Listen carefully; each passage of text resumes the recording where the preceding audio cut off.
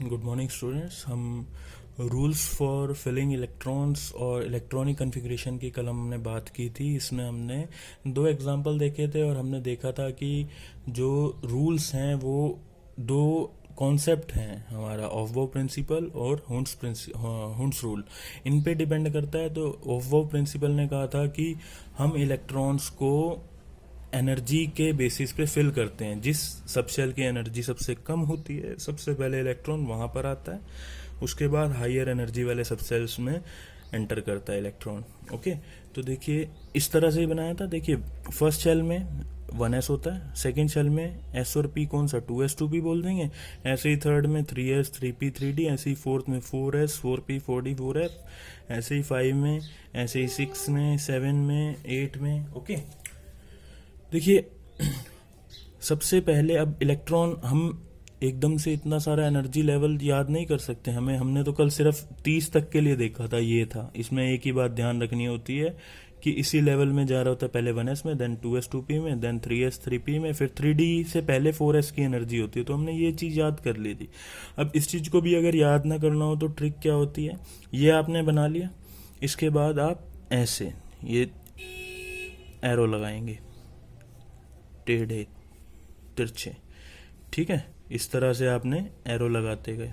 Okay, अब यही इसका एनर्जी लेवल होता है। सबसे पहले इलेक्ट्रॉन 1s में जाएगा, उसके बाद 2s में जाएगा, फिर 2p 3s में जाएगा, फिर 3p 4s में, फिर 3d 4p 5s में, फिर 4d 5p 6s में, फिर 4f 5d 6p 7s, फिर 5f 6g 7p 8s। इतने तक में अपना काम चल जाएगा।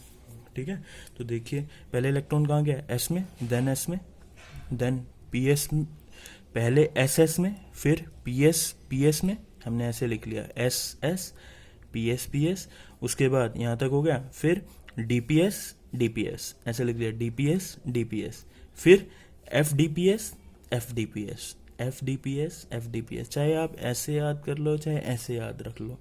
पहले गया ss में, फिर ps, फिर dps, फिर fdps। अब सबसे पहले ये तो है नहीं, यहाँ पे 2 आ जाएगा, स्टार्टिंग तो 1 से ही होती है ना, 1, यहाँ पे 2 के बाद 3 4 5 6 7 8। ओके, इसी तरह से जो p होता है वो 2 से स्टार्ट होता है ना, तो यहाँ पे 2p 3p 4p 5p 6p 7p। Okay, ऐसे ही जो d होता है वो 3 से स्टार्ट होता है, ठीक है, तो यहाँ पे 3d 4d 5d 6d। Okay, इस तरह से ये बन जाएगा। पहले कहाँ जा रहा है, s में 2 बार s लिखेंगे, फिर 2 बार ps लिखेंगे, फिर 2 बार dps लिखेंगे, फिर 2 बार fdps लिखेंगे। तो ये आप चाहे ऐसे याद रख लो, आप चाहे ऐसे याद रख लो, बस आपको याद होना चाहिए। इस तरीके से आप किसी भी एटम का electronic configuration easily find out कर सकते हैं, आप खुद से बना सकते हैं। आप अभी कल 1 से 30 सीखे थे, अब 30 के बाद ट्राई करना, वो भी हो जाएंगे। देखिए नेक्स्ट बात करते हैं हुंड्स रूल क्या होता है। वो प्रिंसिपल आपको अच्छे से समझ में आ गया। एनर्जी के ऑर्डर में हमें इलेक्ट्रॉन्स को फिल करना है सब शेल में।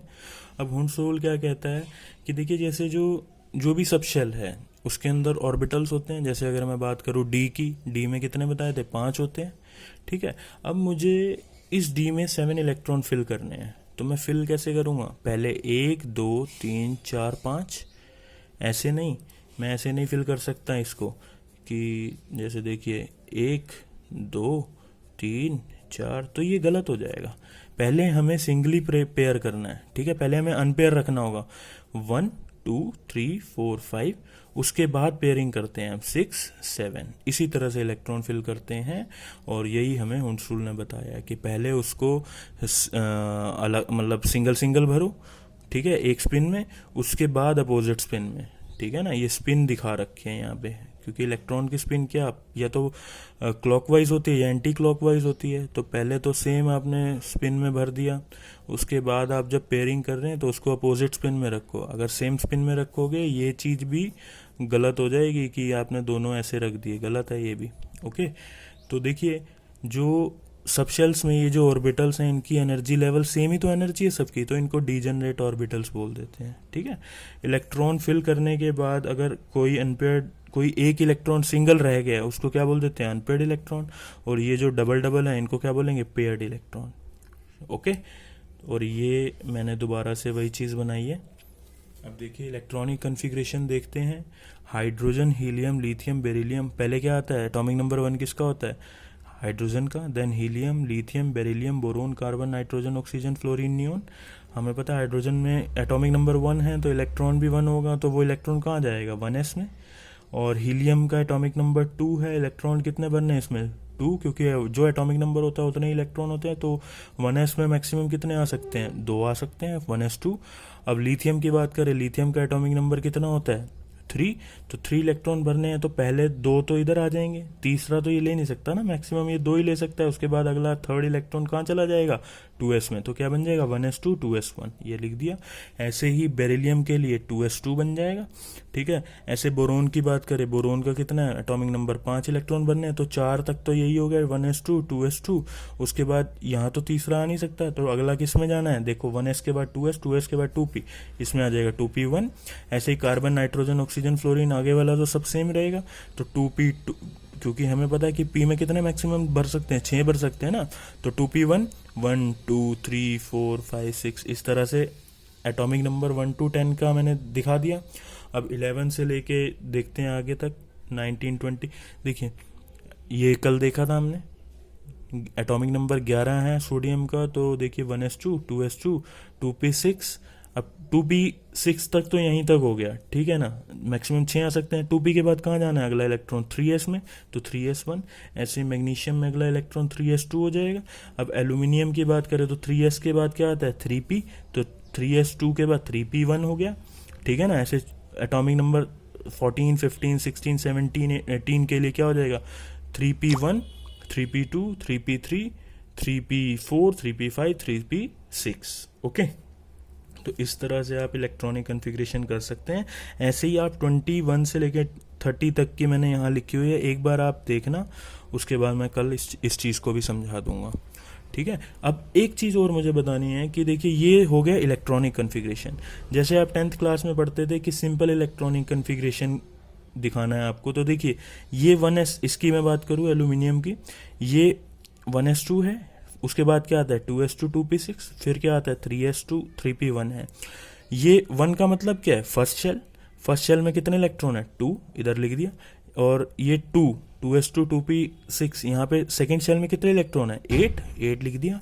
और ये थर्ड शेल में कितने इलेक्ट्रॉन है, 3। तो ये तो था एक्सपेंडेड इलेक्ट्रॉनिक कन्फिग्रेशन, और ये हमने लिख दिया इसका सिंपल इलेक्ट्रॉनिक कन्फिग्रेशन। ये हमारे काम की चीज़ नहीं है, यहाँ पे हमें इस लेवल से ही पढ़ना है, कॉम्प्लिकेटेड लेवल से। ओके, तो आपका होमवर्क है 21 से लेके 30 तक के आपको इलेक्ट्रॉनिक कॉन्फ़िगरेशन यहाँ पे लिखे हुए हैं। एक बार आपको ये वाले 2 देख के बाकी लिखने हैं, और बाकी मैं इस चीज़ को कल एक्सप्लेन करता हूँ।